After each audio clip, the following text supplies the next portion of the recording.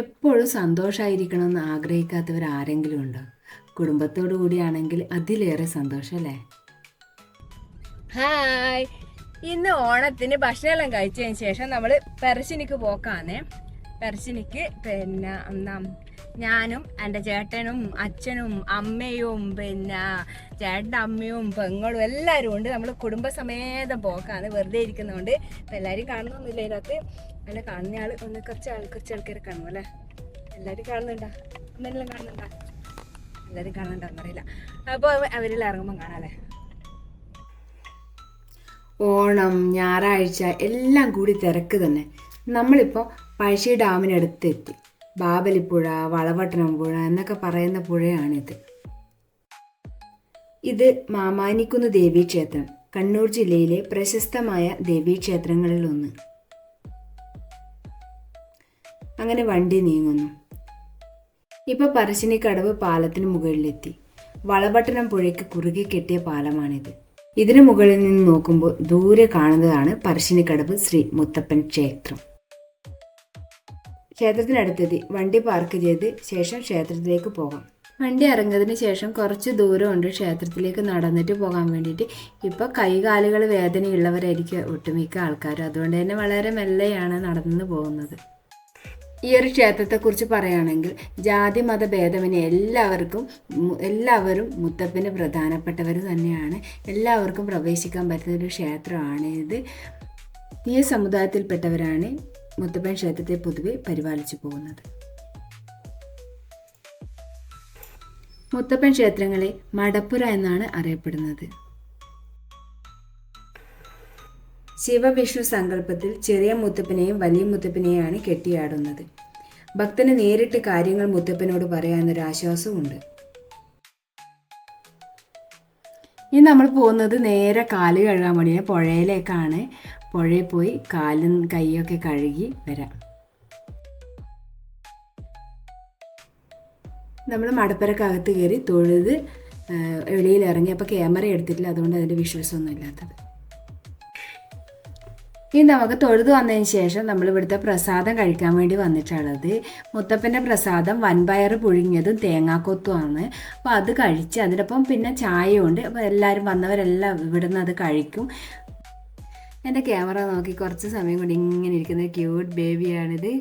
അപ്പോൾ ഞങ്ങൾക്കും കിട്ടി പ്രസാദം ഇവിടുത്തെ. അപ്പോൾ അതൊന്ന് കഴിക്കട്ടെ കേട്ടോ. അമ്മയും ഏച്ചിയൊക്കെ കഴിക്കുന്നുണ്ട്. അപ്പോൾ ഞാനൊന്ന് കഴിച്ച്, പിന്നെ ചായ വേണ്ടവർക്ക് ചായയുണ്ട്, ചായയും കഴിക്കുക. ഇങ്ങനെ ചായ ഇതുപോലെ കൊണ്ടുവരും. അപ്പോൾ അതൊക്കെ കഴിച്ചതിന് ശേഷം നമ്മൾ വെളിയിലിറങ്ങി.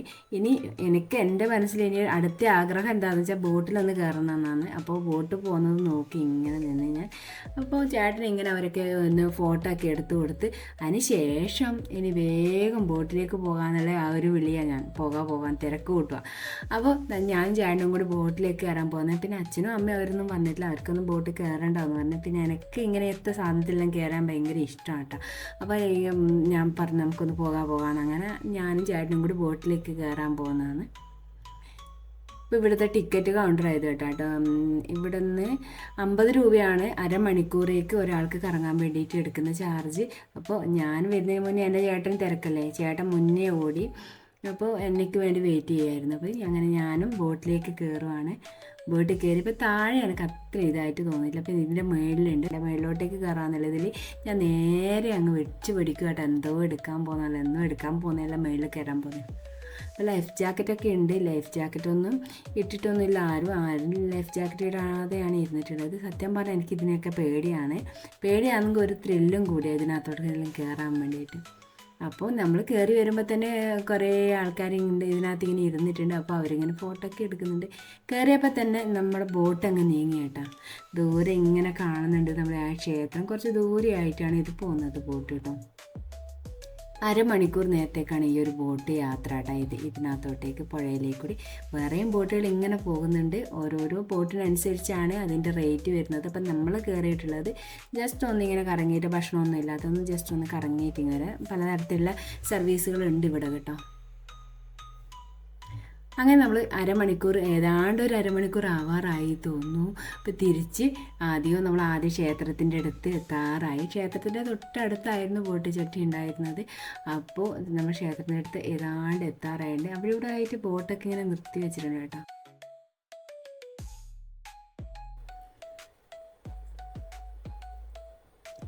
നല്ല ഭംഗിയില്ലേ ഇങ്ങനെ പുഴക്കുന്ന ഇങ്ങനെ ക്ഷേത്രങ്ങൾ. ഇതാണ് അതിൻ്റെ മുൻവശം.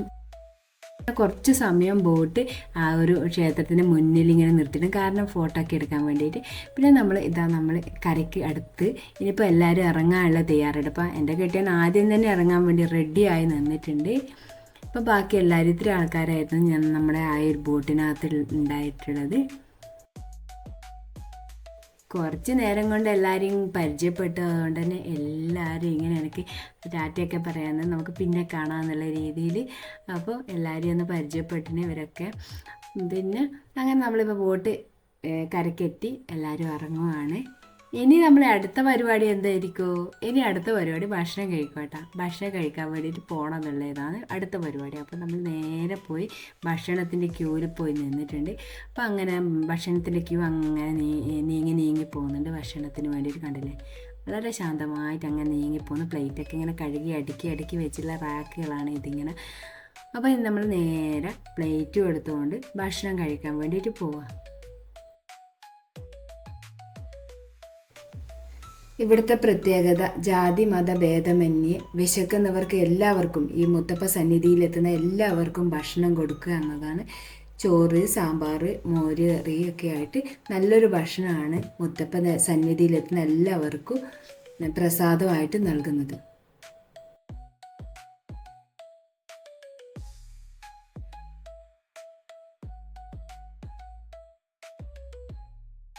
ഭക്ഷണമൊക്കെ കഴിച്ച് കഴിഞ്ഞ് വെളിയിലിറങ്ങി നമ്മളിനി തിരിച്ചിറങ്ങുവാണ് കേട്ടോ. തിരിച്ചിറങ്ങുമ്പോൾ പ്രത്യേകിച്ച് അപ്പുറം ഇപ്പുറം ഒക്കെ ഞാൻ പറഞ്ഞില്ലേ, വരുമ്പോൾ അപ്പുറം ഇപ്പുറമൊക്കെ മൊത്തം കടയാണെന്ന്. പിന്നെ കട കണ്ടാൽ എനിക്ക് എന്തായാലും ഒന്ന് കയറേണ്ടി വരും കേട്ടോ. സത്യം പറഞ്ഞാൽ എനിക്ക് ഇങ്ങനത്തെ കടയൊക്കെ കാണുമ്പോൾ ഭയങ്കര ഇൻട്രസ്റ്റ് ആയിരിക്കും, ഒന്ന് കയറണം, എന്തെങ്കിലും ഒന്ന് മേടിക്കണമെന്ന്. അപ്പം ഞാൻ ചെറിയ സാധനങ്ങളൊക്കെ മേടിക്കാൻ വേണ്ടിയിട്ട് കടയിൽ കയറി. അപ്പോൾ കടയിൽ കയറിയ സമയത്തിന് കണ്ട കൃഷ്ണൻ്റെയൊക്കെ ഒരുപാട് വിഗ്രഹങ്ങളൊക്കെ ഉണ്ട്. ഒരു കുഞ്ഞ് തൊട്ട് മിനിക്കൊന്ന് പോയിട്ടോ. അപ്പോൾ അങ്ങനെയൊക്കെ അതൊക്കെ കണ്ടുകൊണ്ടിരുന്ന് അതിന് ശേഷം നമ്മൾ സാധനവും മേടിച്ച് നേരെ തിരിച്ചിറങ്ങി കേട്ടോ. ഇനി നേരെ വണ്ടീൻ്റെ അടുത്തേക്കാണ് പോകുന്നത്. അപ്പം നിങ്ങളുടെ വീഡിയോ ഇഷ്ടമായി ലൈക്ക് ചെയ്യാൻ സബ്സ്ക്രൈബ് ചെയ്യാനൊന്നും മറക്കരുത്. അപ്പോൾ ഇനി നമ്മൾ നേരെ വീട്ടിലേക്ക് പോവുകയാണ്. ഇനി നമുക്ക് അടുത്ത വീഡിയോയിൽ കാണാം. അതുവരെ ബൈ ബൈ.